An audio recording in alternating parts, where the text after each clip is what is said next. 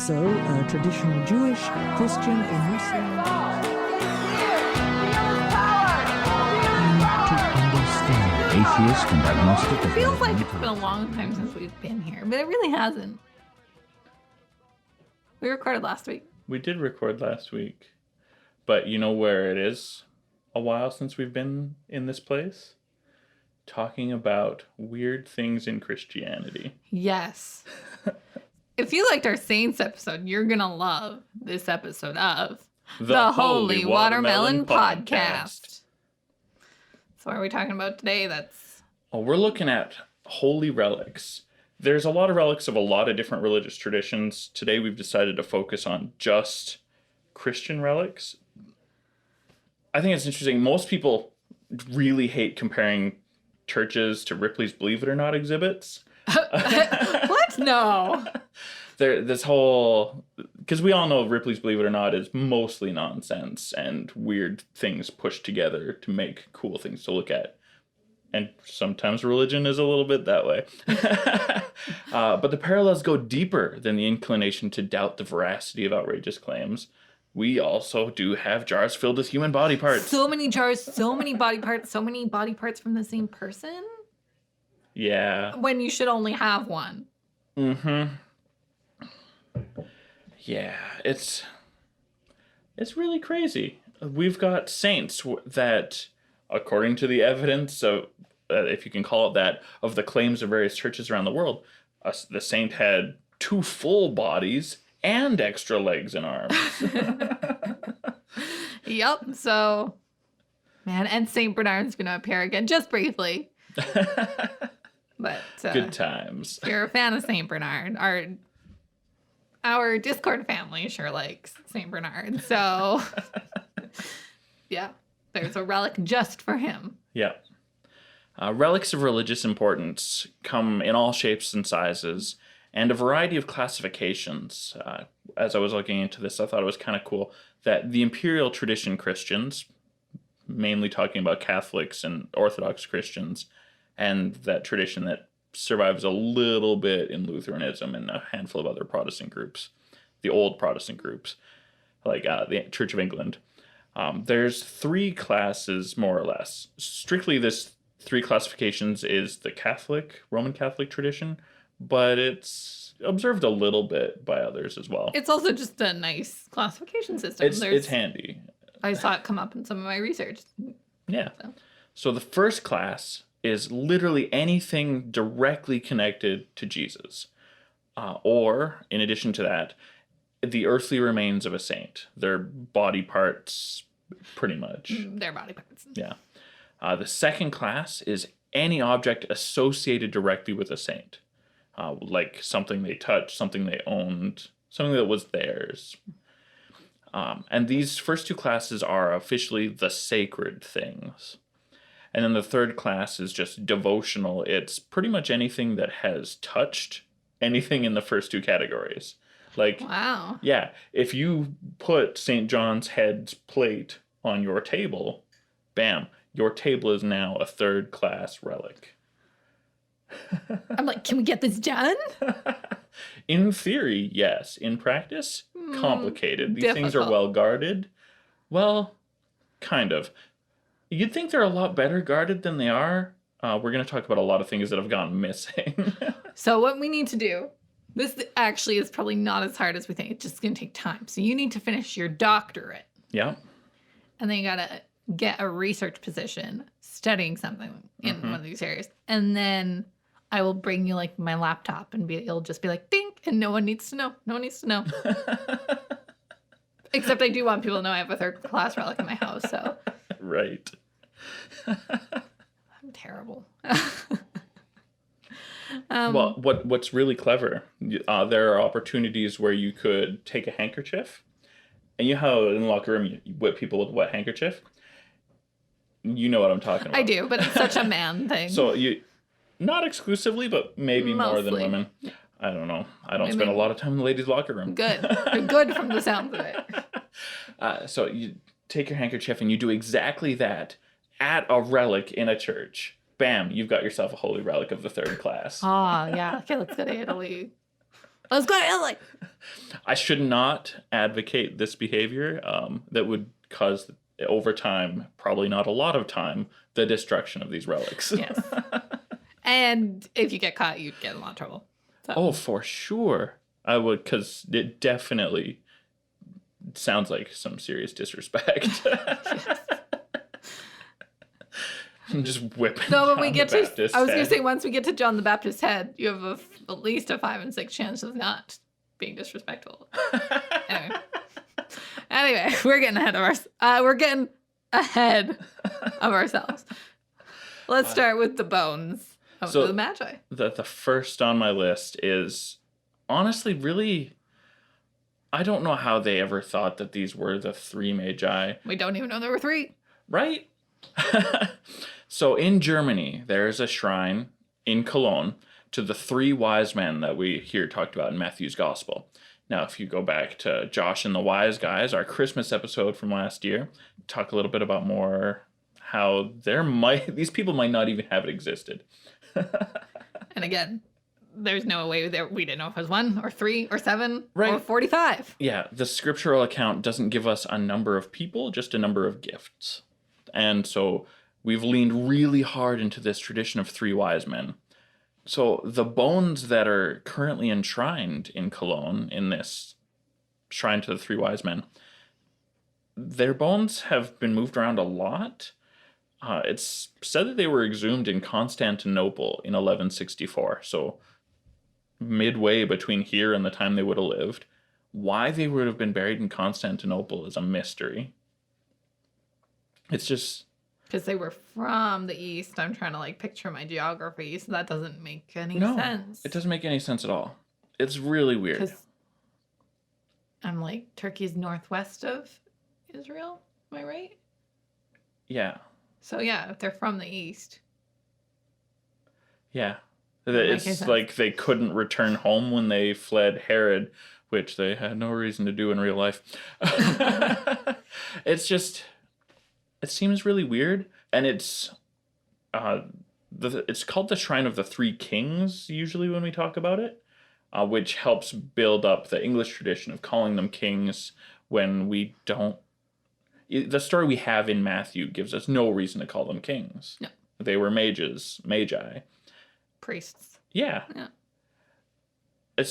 The whole thing is super weird, but we have bones of... Some guys. We believe they're 3 guys, but because of how poorly we have been taking care of bones throughout history, it could be composites of more people.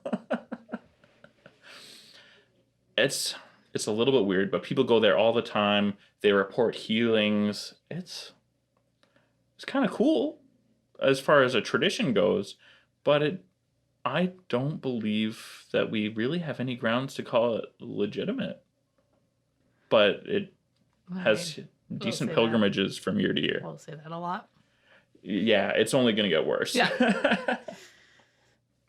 All right, so we're going to jump into this big one next. Yeah, let's do it. All right, so pieces of the true cross is another holy relic. So the true cross being the cross on which Jesus was crucified.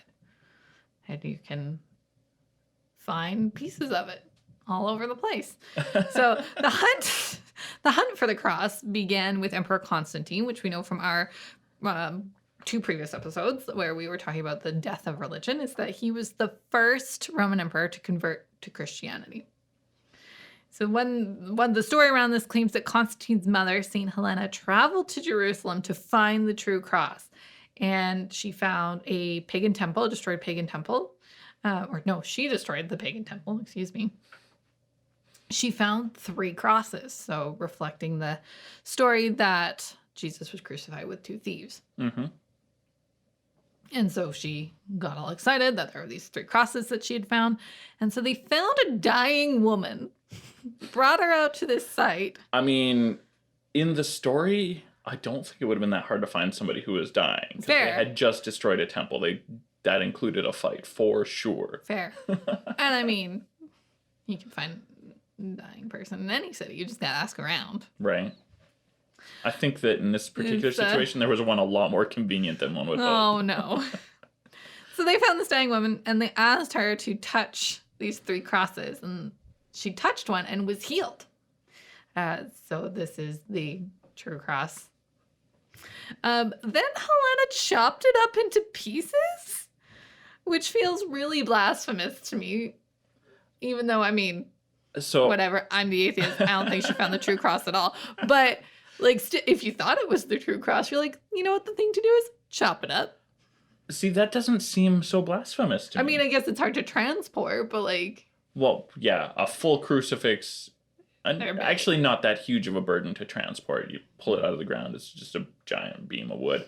But to say that such an artifact should be preserved because it killed our god feels really weird. I guess, I mean, I'm also, this is where like the Latter-day Saints church and where the cross isn't prominent because Ever. it was a torture device. Yeah. And I mean, there's also that great meme on our Discord. Why are they worshiping crosses? Why would they think I would like a cross? What about my story makes you think I'm into this? Okay, fair. No, that's a good take Yeah. on it. So I've heard, in my research, I read one thing, and then when I was in religious studies, I had heard another thing. Mhm. So my religious studies professor had said that there's so many pieces of the cross out there that you could actually make more than one cross. Like there's like 3, like you can make 3 or 4 full crosses with the amount of pieces of the cross relics around there.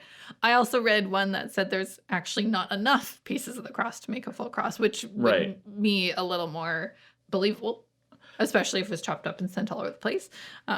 Yeah, John Calvin famously said that there was enough pieces of the cross to build a ship. John Calvin hated relics, and we've actually quoted him a lot. We'll do a whole episode on Calvinism, but yeah, he's got some good zingers. Right? The problem with this great sounding statement is that only about 40 years ago, they actually, the Church of Rome took an account of all of the chunks of the cross that were officially documented, and they found that it adds up to a little less than 4 pounds of wood. Oh, So, not like enough. you had said, not enough to build a whole cross. But again, that's like there's pieces of the Berlin Wall. It's not enough to make a wall anymore. Because Yeah. anyway, there is much debate about what type of wood the cross was made out of, and there's a whole bunch of scientists have studied and carbon dated and tested. So dogwood comes up frequently. Dogwood has religious connotations. The other 2 that I found in our research is pine and olive wood. However, some historians argue that it wouldn't be made of olive wood because olive trees were an important food crop. So you wouldn't waste it on crucifying people. Unless, of course, your olive tree was no longer fruitful. Like, there's an argument you that says were- that it's possible, but Had too many criminals. sometimes you had to crucify an awful lot of people. You would just take the wood that was available to you. Yeah, sure, why not? Yeah. What else did you find, Preston? Because at some point I had to tap out of this one. So, in addition to these chunks of wood, we also got a lot of chunks of iron. The Catholic Church acknowledges that there are at least 30 nails that claim to be the tools of the crucifixion. But since there weren't more than 4, that we've got a little bit of a math problem here. What? But the Catholic Church has an explanation for this as well. In their encyclopedia, they say officially, probably the majority began by professing to be facsimiles which had touched or contained filings from some other nail whose claim was more ancient. Without conscious fraud on the part of anyone, it is very easy for imitations in this way to come in a very brief space of time to be reputed originals. Basically, it's them saying, we don't know. And I mean, the thing is, it's like we obviously have artifacts far older than 2,000 years. So absolutely, you could have a nail in carbon date and have it be 2,000 years old. Doesn't mean it's used on Jesus, though. Right. Especially when we know how much crucifixion was happening at that The time. Romans loved crucifying Loved it. people. Loved it. So it could just be, yeah, absolutely. You can find a nail from 30 BCE. And yeah, Sure. probably was. But like I mentioned before, the veneration of an implement of torture seems a little psychotic.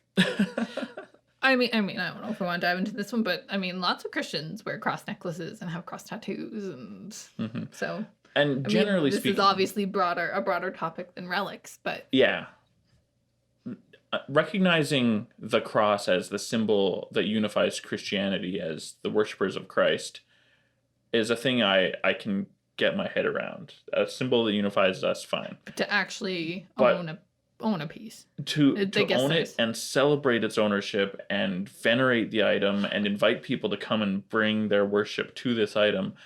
I guess That it's like feels owning really a creepy. gun that killed your mother. A little bit, Yeah. but like not just owning it, but like putting it on And display in being your like, home. guys, look at this thing. Yeah, that's I see that it. feels a little psychotic. I can see yeah. Okay. That's my feelings on it anyway. Ooh, our first of many heads. Yeah. So we have the head of Saint Catherine. So Catherine was born, Kathy. Oh, thanks, Press. Kathy was born in 1347 in Siena, Italy. She was one of the great mystical and spiritual writers of the church at the time and is honored with the title of church doctor. Not since 1970. Yeah, it took a long time for the popes to give her that honor, but that's okay because they did eventually. Oh, I like this next fact about her. She famously referred to the Pope as Babbo, the Italian equivalent for daddy, instead of your highness.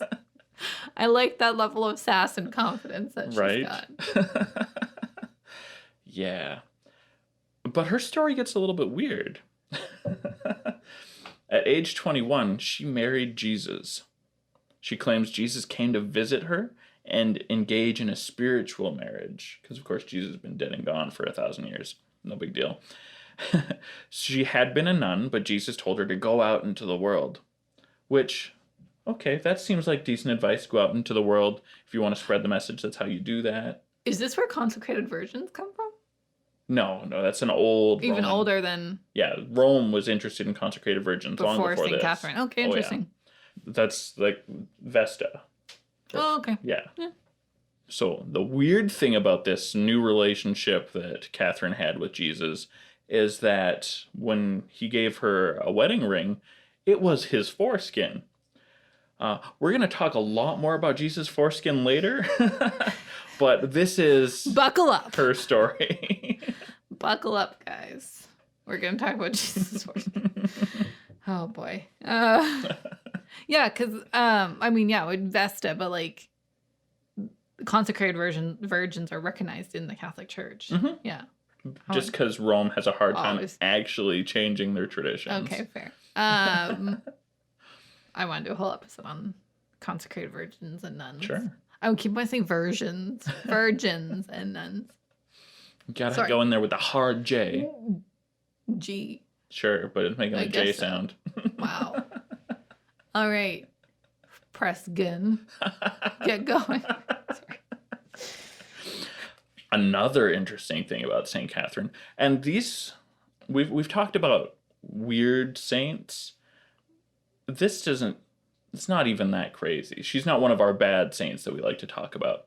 But she also received the stigmata when she was 28, which of course was something that was invented by Francis of I Assisi. like that you put invented. And just if you haven't heard the term, the stigmata are the holes in your hands. Or head or feet. Oh, interesting. Anything that any hole in your body that would bleed in a place where Jesus would have been bleeding when he was hanging from the cross counts As as a a stigmata. Pope Pius, the one before John Paul, had stigmata too, which he was never let a doctor test.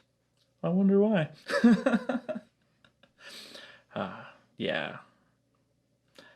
So good old Catherine.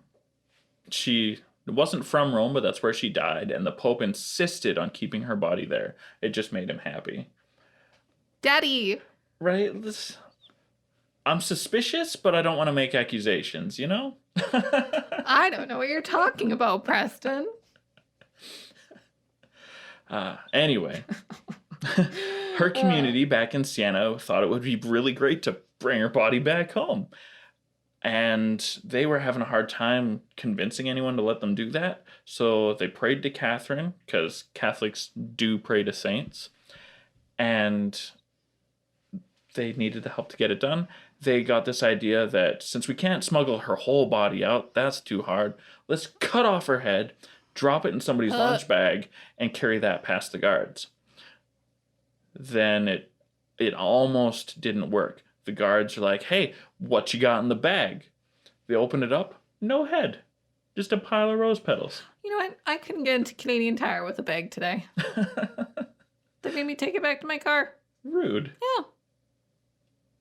We should have turned into rose petals then. Yeah, it's so having this head turn into rose petals, scientifically, nonsense. Theologically, why? It's a miracle, Preston. I guess so. It's just you gotta have faith building miracles, I guess. Absolutely. Most of her body is still in Rome, but since her head was carried off, a few other body parts have also wandered off around the world. Like on their own accord? Or more smugglers? Have been taken. Okay. Yeah. Nice. Not wandering off on their own. That would be alarming. I mean, is any of this not alarming? Well, okay. So let's imagine this. She's got a leg off somewhere. I can't remember where off the top of my head right now, and I didn't write it in the notes.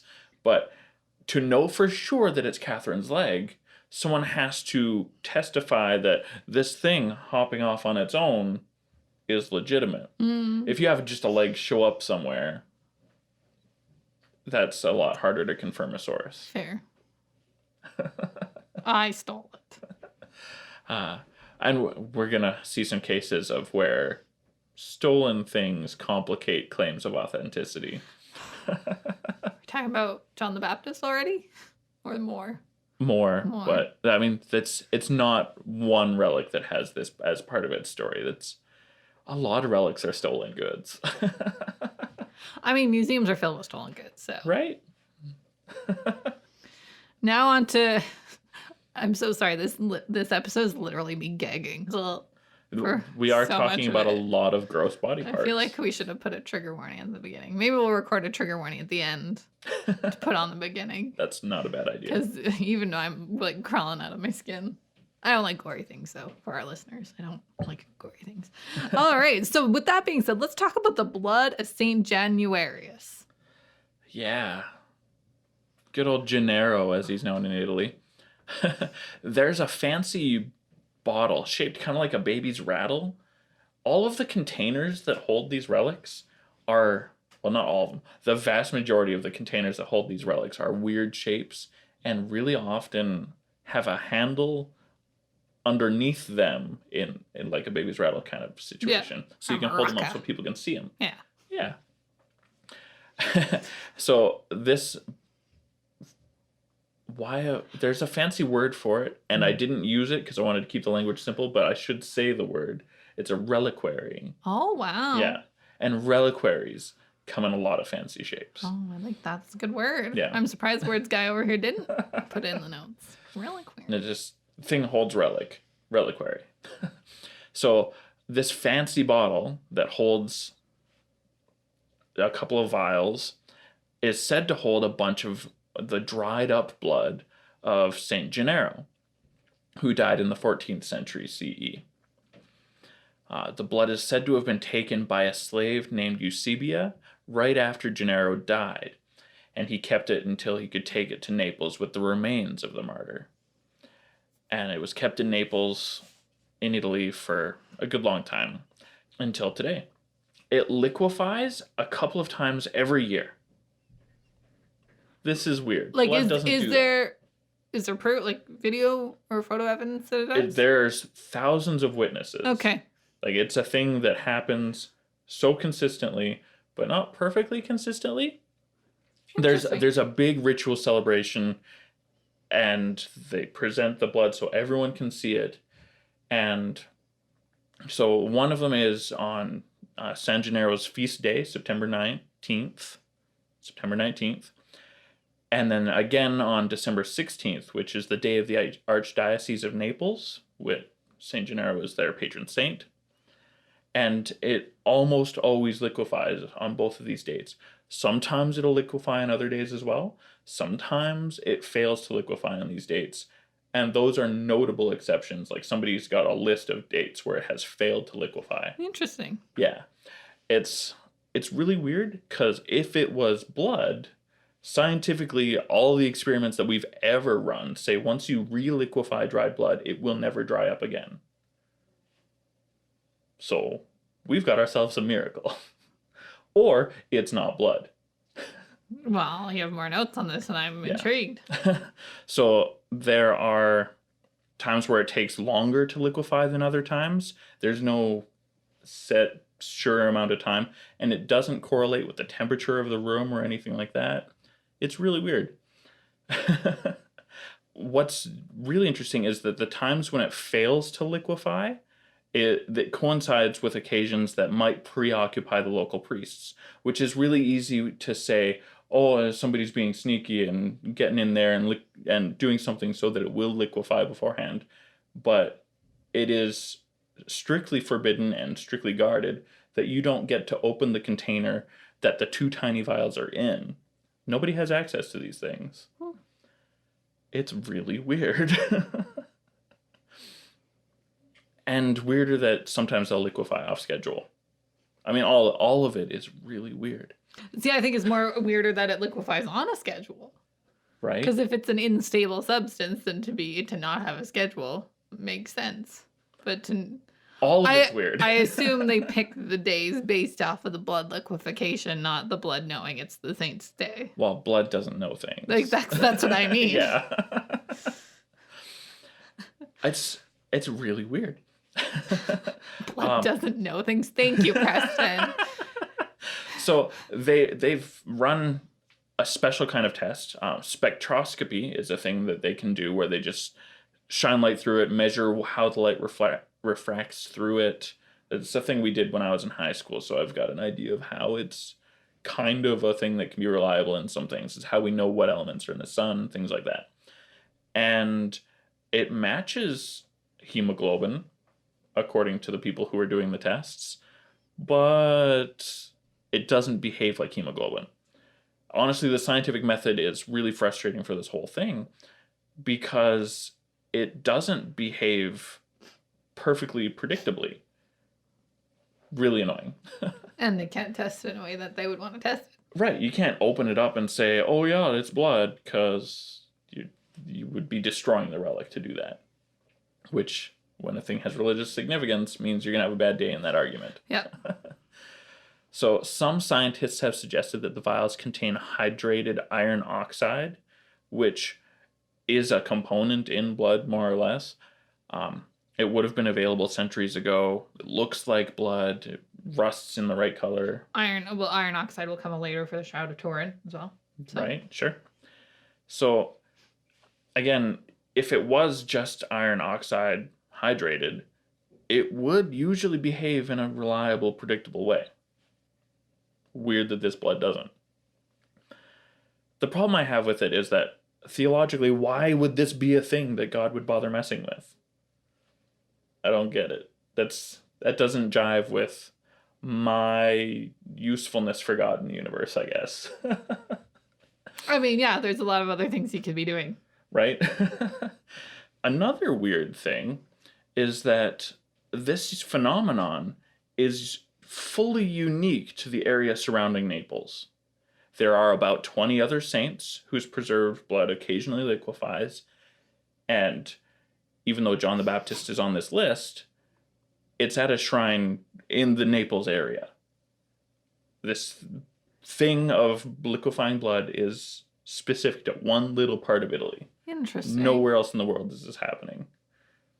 Huh. Yeah, it's very weird. I kind of like this one because it's like there's no answer to it. I mean, there is. We just don't have. We don't have access to it. Fair. Whereas, like, we know, right? There's enough records that we know Catherine said was probably actually stolen and taken somewhere. Mm-hmm. John the Baptist, a little more complicated. Don't know that one. And then piece of the cross. It's probably fraud. Probably frauds for the most part. Yeah. For as many pieces of the cross, and we'll get to same with John the Baptist. For as many pieces of the cross are, sure, maybe one is real, but we'll never know. Right. And what was the other one? Oh, the Magi we know is not true even a little bit. Well, I mean, we can't say with 100% certainty that there's no truth to it, but with an awful lot of heavy confidence, yes. So my suspicion with this thing about the liquefying blood being specifically focused in Naples, out of the whole world and all the cool relics that we find, I'm very confident that there's one weird little priestly magic tradition. I was going to say some sort of roadside attraction from... Some dude started it, out. Yeah. probably taught it to a couple other dudes, Yeah. and said, hey, this is a thing that we're going to do because this is going to get people's attention forever. Yeah. And it worked. That's my suspicion. That's the way it feels to me. Yeah. Interesting. Another, I guess, a first degree. This one's directly connected to Jesus. JC. A big deal. So this is the Shroud of Turin, which is believed to be Jesus's burial shroud. It is 14 feet. It is 14-foot length of linen depicting the image of a man in negative, and the man has crucifixion and scourging wounds, which we'll get to. But say it. Before we even talk about what the Shroud of Turin, like what the artifact is, the story of how it would have come to be the way it is feels a little bit weird. Well, you should dive into that as the theological Christian. So, for the Shroud of Turin to be real and look the way it does, which we'll spoiler warning, I don't think it's legit. No, we'll talk about that, yeah. For it to be real and have the appearance it has, it would have to be like the body of Jesus when his spirit came to reoccupy the dead body again, that he would have been almost on fire. I see what you're saying. Yep. Yeah. Which feels a little weird. Definitely, if you're listening to this and you're probably on your phone, pull this one up. It's really interesting. So the first appearance of the Shroud of Turin was in 1354, and no one from religious higher-ups have taken an official position on it. Pope Francis says it is an icon of a man scourged and crucified. That's all he'll say on it. No responsibility statement. Yes. It has been carbon dated, which puts it squarely in the Middle Ages. And any attempts to challenge that have been disproved using the scientific method. Of course, even though it is a forgery, many people dispute that. And we still don't know how the person made it. And there's been tons of research on how this image got onto this fabric with no definitive answers. It is actually one of the most heavily studied artifacts of all time. The great thing about that is the idea that, not everyone, an awful lot of people think it's important, but not so important that we can't run tests on it. Right. So they have tested this brownie color that is supposed to be blood, and there's no definitive proof that it's blood. And so these blood patterns, air quotes, have actually been tested. They actually had human volunteers and mannequins. And so what they did was they put in essentially blood drips. So the mannequin had the scourging blood drips, and then these people had crucifixion blood drips. And I laid them out and see how your blood would flow, had you these injuries, and it's not this pattern at all. It's like, honestly, the shroud is very neat for someone who has just lost all their blood. Sure. It's like, it looks like little paper cuts. It's like, it would be soaked in blood. I'd love that they did this experiment. Right? I'm like, I don't know if I'd volunteer for that, but we also know that my stomach is queasy just talking about it. And even just what we see from the filming of The Passion of the Christ, faithful people are willing to go to great lengths to know stuff. When that movie came out, and even around East, well, we don't have cable now, so it's not so bad, but I would turn the TV off when the trailer came on, so I've never even seen the trailer for it.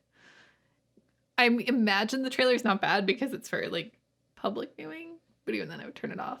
And then I would avoid television around Easter. Sure.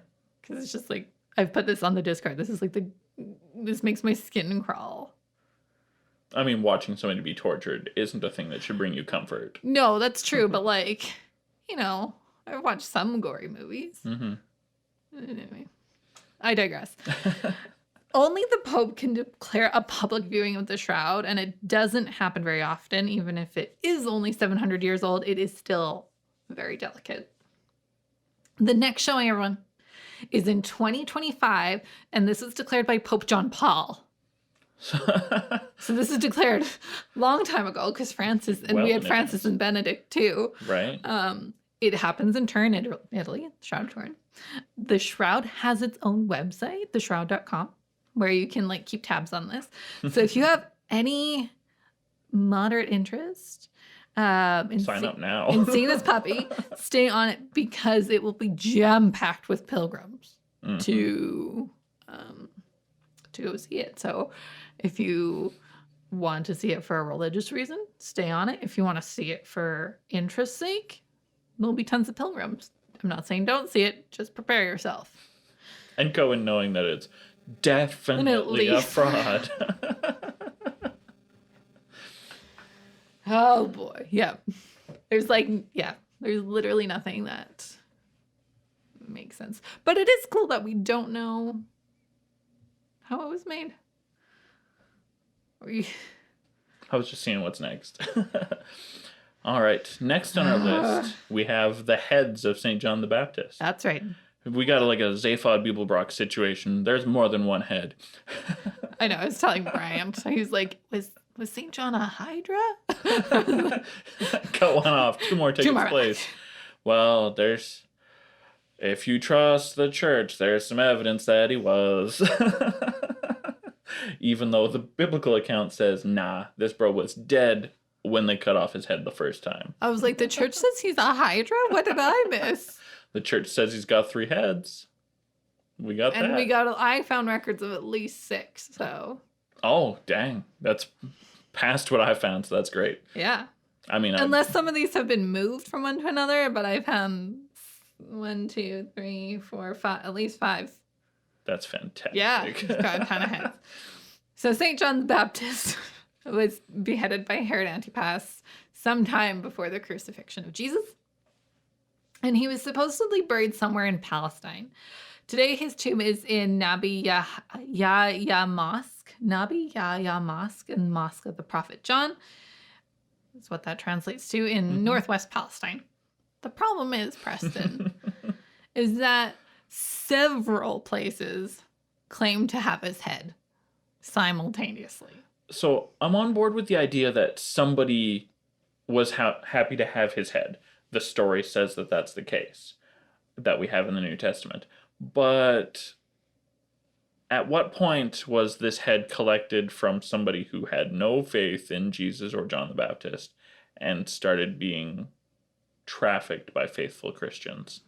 That's a mystery still. I am also upset for whoever the other 4 to 5 heads are. Right? So this is a great one because we know at least 5 of them are lying, maybe all 6. Yeah.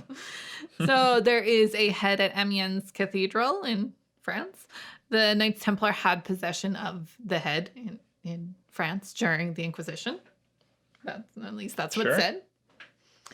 So that head was there anyway. Yes, someone's head was there, and they're saying it's John the Baptist. The Eastern... Okay, so I guess this technically isn't the head. The Eastern Orthodox Church in Jerusalem is supposed to have a piece of his skull. Okay. Which is weird when there's full heads on display. Right? Some of them even have their skin on without evidence of part of a skull being taken. Right? That's what I mean. So, technically not a full head. Don't at me, but a piece of a head. The Basilica of San Silvestro in Rome, or this is Saint Sylvester. Mm-hmm. It was brought to Rome by Greek monks in this version, and some researchers suggest that's the head of a local martyr who happens to be named John. But the head is fully visible, which I thought was worth noting. Yeah. That a lot of them aren't. They're wrapped up. This one, we can see the head, we can see the face, and obviously because it's hella old, it's hella gross. Hella gross, and like, it doesn't look like John anymore, for sure. Not as we used to know. Not in his prime, anyway. are terrible people. There's one in the Residenz Museum in Munich. This one is wrapped in cloth and heavily bedazzled. It's fancy. And then the Umayyad Mosque in Damascus has a head of John the Baptist. This one is also wrapped in cloth. And not that this verifies anything, but Pope John Paul did visit the mosque on a trip to Syria in 2001. So, that doesn't give it any validity. There's also one in Rome where the Pope lives. But worthwhile enough for the Pope to make the trip, so... There is also a rumor that the head might be held at a Romanian monastic community called Scete Prodromus at the Great Lavra Monastery. So that's 1, 2, 3, 4, 5, and a skull chunk. 5 heads and a skull chunk. They can't all be legit. Because I feel like somebody would have told us if John was a Hydra. I really feel like that would have been heavily featured in the Bible, if only because people didn't have last names. Right? So just to clarify who someone is, John of the 5 heads, then you'd know exactly who. Right? Describing somebody by their profession, handy in a lot of situations. Son of, wordy, but... Right? But if a dude has a major defining personal feature, that gets called out. Right. Oh, dear. Like 5 heads. Oh, boy. Oh, what was his name? Hiram McDaniels. Hiram the dragon with the 5 heads. Yeah. Yeah. Hiram McDaniels, not a biblical figure. Unless you want to... Hiram is a biblical name, though. It is. Ooh. It sure is. McDaniels, not a very Not so biblical much. surname, though. No. Hiram, son of John the Baptist. For those of you who know Night Vale, you know Hiram McDaniels. Yeah, welcome to Night Vale. It's a fabulous podcast. Yeah. They don't need our support. They don't need our support, but we need their support. That'd be great. Next on our list, and St. Bernard's a happy guy every time we bring it up, Mother Mary's milk. Yum. That's a very popular relic during the Middle Ages and still has a little popularity today. Kind of weird. There is a milk grotto in Bethlehem where Mary is said to have breastfed Jesus. So far, makes sense, story-wise. Somehow her milk made it onto the walls? Now the story got weird. What's going on? I mean, neither of us are breastfeeding mothers, No. so I don't know how far breast milk can shoot. I mean, if you're committed, you can fire it. That's a thing that can happen. Also, I for just don't know sure. why you would waste it either. Right? But Especially yeah. when we have every reason to believe they were poor. if you're a mom and want to let us know why you would squirt or waste your breast milk, please let me know in our Discord. Well, anyway, the story goes, some made it onto the wall, which is where they scraped it from to put it into vials. When? Who? What? Creepy. And again, Jesus isn't any, well, I guess there were the Magi coming, but like Jesus isn't anyone yet, really. Right. You know? So it is extra weird. Well, and most interpretations of the story have the Magi coming a long time after Like the years, birth. yeah. Like when they weren't living in Bethlehem anymore. Yeah. Of course, there's some versions of this, some interpretations of the story have them staying in Bethlehem instead of being in Nazareth to avoid the killing of children. But also, the story says that they went down to Egypt for this escape. We got weird bits of story that make this particular relic really unlikely to be authentic. Keep going, Preston. So anyway, they scraped the dried residue of milk into vials. Her milk had turned the rocks of the grotto white, which makes it seem like that was an awful lot of milk. Or the entire one little squirty squirt turned the entire grotto into milk rocks. Now, are we saying... Or just chalk. So either this is a massive Miracle sexual that's- event, or it's absolute nonsense. Or and- it's a massive miracle that was not covered in any of the books of the Bible. Right. That's the Here's alternative. the atheist being like, have some suspended disbelief here. And you're like, you know. As somebody who believes this is a thing that I'm not on this wagon. Okay. Anyway, the residue that was collected from the walls that were turned white with the mass quantities of milk or magic or whatever, this residue is said to have healing powers, which is a thing that a lot of people testified to over the centuries. Yeah. So new mothers or women who are trying to conceive will visit the milk grotto and they'll mix the milk walls chalk with their food, which is supposed to increase chances of pregnancy. If you are in those categories and are curious, you can't actually order this residue online. You have to go to the grotto itself, but you can. You can go today and get scrape a little bit off for yourself. Scrape a little bit and put it in your milkshake and get pregnant. If only pregnancy worked that way.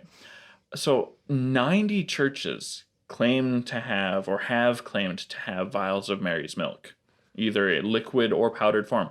That's right, not just powder from the walls, but liquid. You know, mixing chalk with water will give you something that looks a lot like skim milk. Powdered milk is a thing, Preston. It is. You can rehydrate milk. Yeah, it's not as good, but no. I mean, one would say you shouldn't drink it, but that is the goal for these people. 2,000-year-old milk. Oh, I didn't think this one would make me gay. No.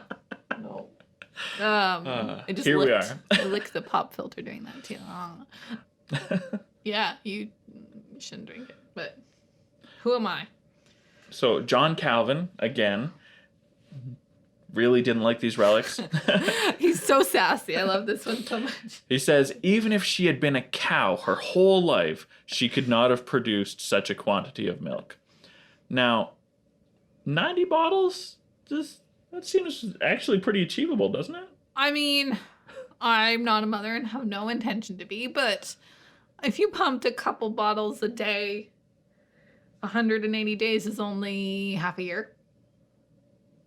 Yeah, right. That seems reasonable. Right. Some people breastfeed for far too long. Right. And we're not talking full bottles. What we're looking at here is little vials in these churches. And just to be clear, I mean, like when you're breastfeeding to like 10 years old, that's too long. 100% agreed. I'm not here to be like, ooh, you breastfed for like a year and a half. I mean, like when they can talk back to you and just like walk up to you and latch on, that's too long. I was definitely having what counts as sexual thoughts about boobs long before I was 10 years old. So, yeah, that bar needs to not be at 10 years old. Yeah, if your kid can say, hey, Mom, can I have a drink? That's too old. Yeah. Just saying. Anyway. Here you go, Preston, the one you've been waiting for. We warned you. We were going to talk about foreskins again. And man, have we got a lot to say about Jesus' turtleneck. I don't know why anyone would have this. I don't get it. Then I commented in the notes, I don't know why anyone would have any of these, but I see your point, Preston. Of all of the things, like, having the milk doesn't actually make sense. Claiming that this is the grotto that she breastfed in and turned the walls white with her milk, that feels crazy. But this is a whole nother level of crazy. The holy prepuce is the fancy name for a foreskin for Jesus' calamari foreskin. ring. And there's I can't get behind any explanation on why this is a thing that anyone would possess, much less with certainty that it belonged to Jesus.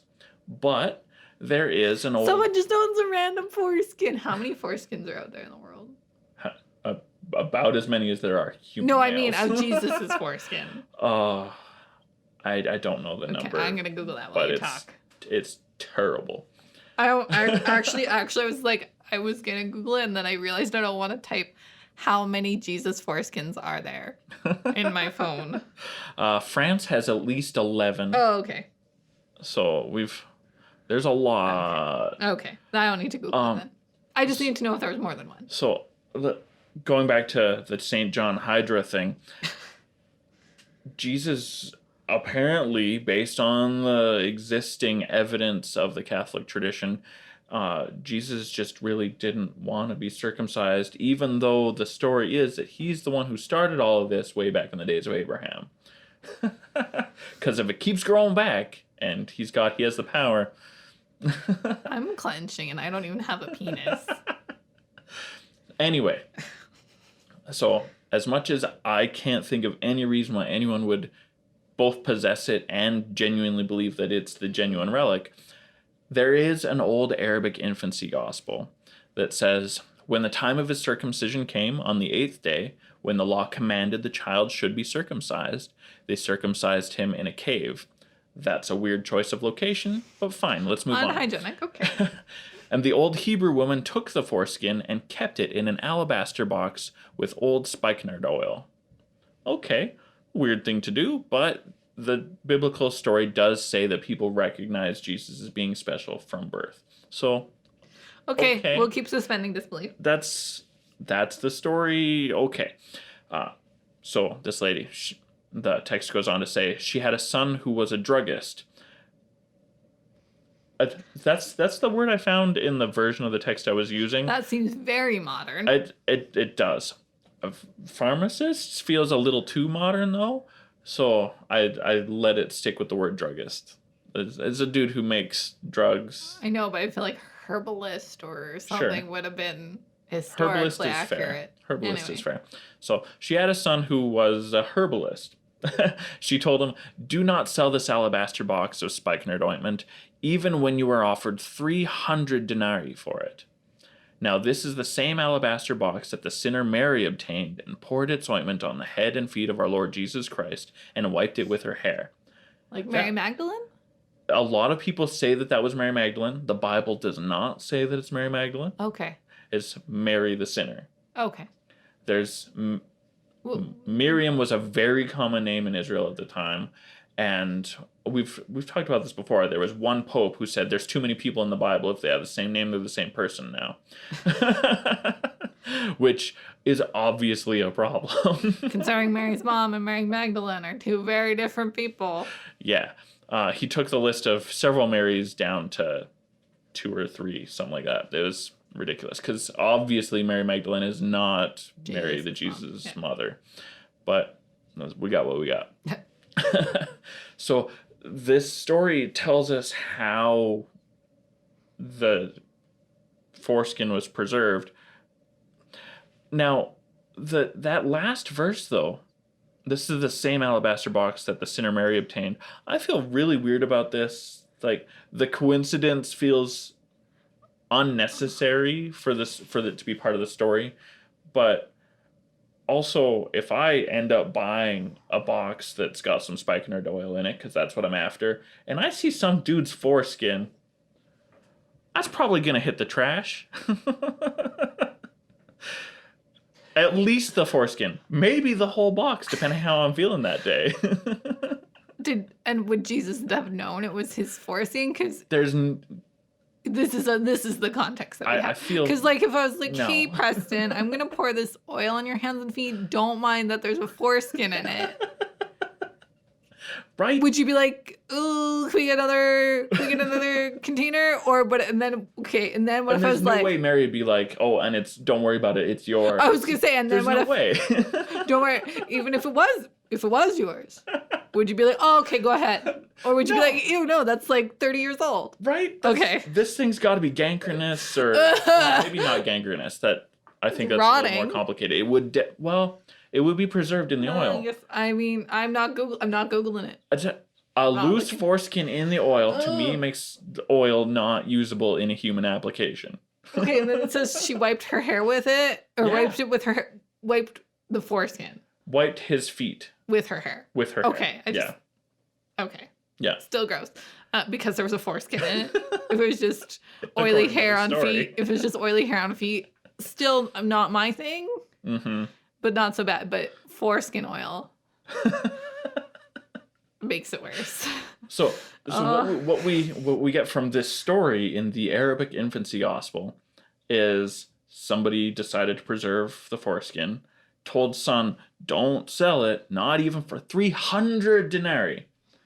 And then he sold it anyway, meaning that we've got a problem with the record of the foreskin. Yeah. Or maybe this Hebrew woman, this was like her thing, kind of like a serial killer. Sure. And maybe Well, would all you they... put it on a necklace, though? I don't know. Maybe all her son sold was foreskin oil. I don't know. But remember, St. Catherine also received the gift of the foreskin wedding ring from the special personal revelation of Jesus' appearance. So, yeah, but Jesus gave that to her. That's different. That's mystical. Right. But this is I forgot to add that to the list of all the foreskins that we're going to cover now. I'm dying. So, in addition to that, several groups have simultaneously claimed to have the Savior's turtleneck. Calamari ring. I like calamari ring. Sure. It actually, I'm done. I'm out. The cheese toque. I did like cheese toque. Oh boy. So anyway, one of them, the one that's considered most valued among all of them, was a gift from Charlemagne to Pope Leo III after he was made emperor in 800 CE on Christmas. Old Charles said that it was given to him by an angel. So basically it's, I don't have to explain where I got this foreskin. I got it from an angel. The angel gave it to him when he was visiting the place where Jesus is thought to have been buried, not the cave where he was thought to have been circumcised, according to the old Arabic tradition. It's just a weird place to receive this gift, but whatever. That's the story. This was allegedly confirmed when Bridget of Sweden received a vision confirming that the foreskin was in Rome, which, of course, this miracle got her sainted. Wow. Yeah. Weirdly enough, the foreskin was stolen when Rome was sacked in 1527. The German who stole it was allegedly caught a little bit north of Rome in the village of Calcutta. Not Kolkata, not Calcutta, but Calcutta in Rome, or in Italy, where the foreskin remained until 1983, when it was again reported stolen. 1983, that's very recent. Yeah. I think you'd look after your foreskins better. Right? So for a little over 400 years, after being in Rome for a long time, it just chilled out in this smaller village for all kinds of pilgrimages. So went missing in 1983. That's a problem. Here's where it gets a little bit twisty, though, is the container, the reliquary that was supposed to house this foreskin, was also counted among Vatican assets in 1905. So did somebody everybody just fail to notice for 80 years that it wasn't in Calcutta anymore? I don't know. Calcutta was just like taking in the money from the pilgrims and just like not saying anything. I don't know. Or maybe the Calcutta skin ring was a fraud from the start. No. None of these are frauds, Preston. How dare you? Right? But the weird thing is that it's been reported stolen and everything, and nobody's gone back to this list and said, and gone through all the boxes of things and actually grabbed the purported foreskin reliquary from 120 years ago. Decisions in Rome outside my power. Yeah. I think I'd be more helpful if I was over there. Well, we can do that, but you have to convert. Which I just have no interest in doing. And then you gotta go to seminary. I mean, I've done that, but not a Catholic seminary, so you gotta do that. That's that. You gotta divorce your wife. Yeah, the Catholic tradition just isn't for me. Because Amanda's so cute. She's pretty cute. Yeah. All right. Well, anyway, there are several other claimants There's one in Spain. There's one in Belgium, in Antwerp. There's one in Germany. Antwerp's holy cheese toque was a gift from King Baldwin of Jerusalem in 1100 CE. And they built a cathedral specifically to house this relic. But it was also stolen in 1566. So, like, reasonably shortly after the one was stolen from Rome and then found in Calcutta. So there was definitely like a foreskin thief. Yeah. Yeah. For sure. For sure, foreskin. It's a weird place and time. Anyway, but like I mentioned before, France has at least 11 distinct claimants to the title of the divine turtleneck. There's an abbey in Shroud that claims Charlemagne gave them the foreskin that he got from the angel. So this directly conflicts with the details we have about the one from Rome and Calcutta. They offered to let Pope Innocent III inspect its authenticity, but he didn't really want to admit to being an expert on the subject. So he just said, nah, you guys, you say what you want. I'm not going to inspect it. It went missing at some point. Yep. Because, like we said, somebody's going around stealing these things. That's so weird. I want to know who this person is. But it was found again, or maybe replaced, in 1856 when a worker allegedly found it hidden inside a wall. Why? Why are you putting chunks of some dinner in the wall? Did you put it that way? Most of France's huge collection of dick skin was lost by the time of the French Revolution, though. So good. I don't know how I feel about this. I feel like it's probably for the best to get rid. So. We do not need this many foreskins at all. Yeah, but interesting. So we've got like 15 at least separate ones that I've been able to research on. But since the theft of the most popular foreskin in 1983, the one from Calcutta, claims of possessing the foreskin have been awfully quiet. There have been a few documentary quests to find the holy foreskin, which to me feels about as ridiculous as looking for the Holy Grail. I'm gonna say it's actually more ridiculous than looking for the Holy Grail. That's fair. At least it's not a cup. Right. And not a chunk of skin. Mm-hmm. Well, see, looking for a part of the body of Christ, legitimate or not, feels roughly on par to a generic cup that was definitely one of many at what just happens to be a dinner that Jesus participated in. Jesus drank from a lot of cups over the course of his lifetime. The one that was the first official Jesus, the host of the Passover that we recognize in biblical tradition, doesn't make the cup any more special. Yeah. To me, anyway. I know that thousands of people disagree, and that's okay. But yeah, we've got a serious issue with the foreskin, and all of these claims, nobody's stepping up to say, oh yeah, I got the foreskin, because nobody wants to be in trouble and on the hook for the crime of the theft of the foreskin 40 years ago. Interesting. Yeah. So there's just some foreskin pervert out there. That's always been the case. Right. Could you imagine, like, hypothetically, of course, but like cleaning up your grandpa's stuff and just finding a foreskin? ring? Like, what would you do? Like, clearly they stole it. Mm-hmm. So do you admit to be like, I found this in my grandpa's thing, or do you just be like, that's gross, grandpa, you're a weird dude, and just chuck it?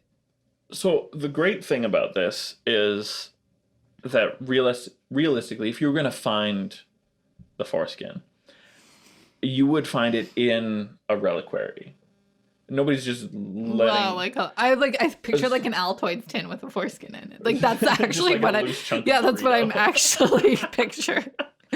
Like literally nothing, even the oil. I'm like, oh, it's like an Altoids tin filled with oil.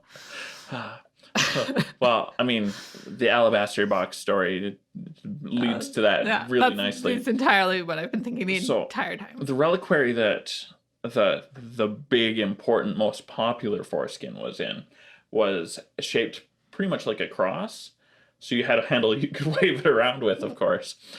And it was really conspicuous with jewels and gold or silver. And you would notice this in somebody's junk drawer or attic. This is a thing that would become really conspicuous, and you would take it to the church and go, hey, I got a thing. I think. You'd take it to somebody to get it evaluated if you didn't know what it was. Oh, I looked up pictures. But I regret that. I definitely did holy prepuce to like so you didn't get Google anything foreskin. worse. But I would still regret Googling that. So yeah, that was fun. Yeah. So generally, there's no good reason to believe that somebody saved Jesus' foreskin, in my opinion. From the number of claimants, there's plenty of reasons to be suspicious of any. Just like the head of St. John the Baptist. Just a different kind of head. Right. Thanks for that. You're welcome. If I can't laugh at this, I'll just cry. That's fair. Anyway, there's loads of more relics in all of the religious traditions of the world. We've only picked on a few that we thought would be interesting for you and have you participate in this conversation.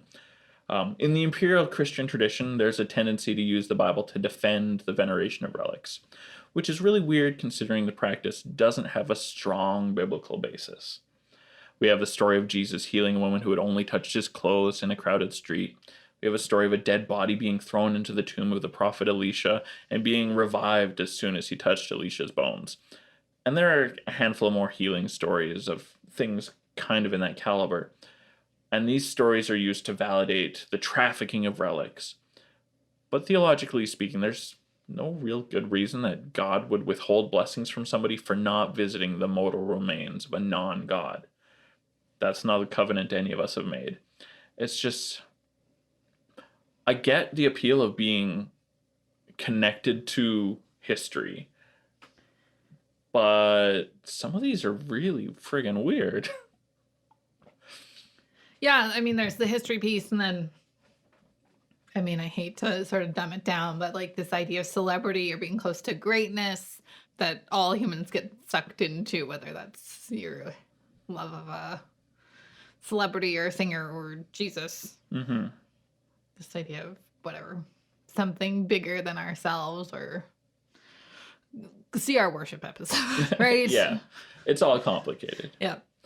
The Bible very clearly lays out laws against worshiping sculptures and figurines, as well as anything that isn't the God of the covenant.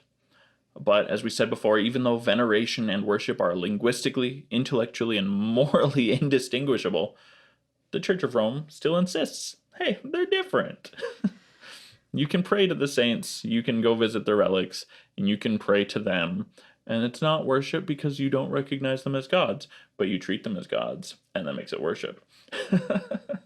Anyway, in 787 CE, the Second Council of Nicaea decided that veneration of relics is different than idolatry, because bones and bags of loose wood don't fit their religiously motivated definition of inanimate. So we end up with a culture of prayer that looks an awful lot like, hey, Saint such and such, I spent a lot of time and money traveling to your severed arm and skull. Would you mind putting in a good word for me at the Heavenly Help Desk? Which sounds like worship to me. Yep. But as long as people have been collecting relics, there have always been counterfeits. Always. Because there's money to be made. Hey, you're after this thing. I got it. Give me your monies. Preston just opened up this trench coat. It's so weird, guys. And it should be super obvious that counterfeits are a real problem just from the cases that we've cited already. It's a real problem. And John Calvin really pointed out how ridiculous it was, even though his exact wording really exaggerated how many counterfeits there are. It does point out that it is a real problem. Yeah. Oh, John Calvin, what a sassy man. Right? Yeah, I mean, this was a fun fun dive into relics. And in our research, we found some from other religions. Obviously, Judaism is not a relic religion. Right. But there are some in Islam and Buddhism. So we'll probably do another one. Or if there's more Christian relics you want us to talk about, because there are tons, we can do that as well. You can message us on our social media, on our Discord. You can send us an email. Or you could buy a holy watermelon relic on our spread I love shop. holy. Yep. They're much cheaper and much more accessible than seeing the Shroud of Turin. Right. It's like $20 and it gets shipped straight to your door. It's great. Great. Super convenient. It's like Amazon, but not evil. Holy even. Right? And if you are interested in providing ongoing support for the podcast, we have our Patreon. We do early releases of all our episodes if you can't wait for the next one. And we are doing more bonus episodes of this year. So be sure to check that out as well. Peace be with you. By the late Middle Ages, the Christian prophecies had fulfilled itself. God is near.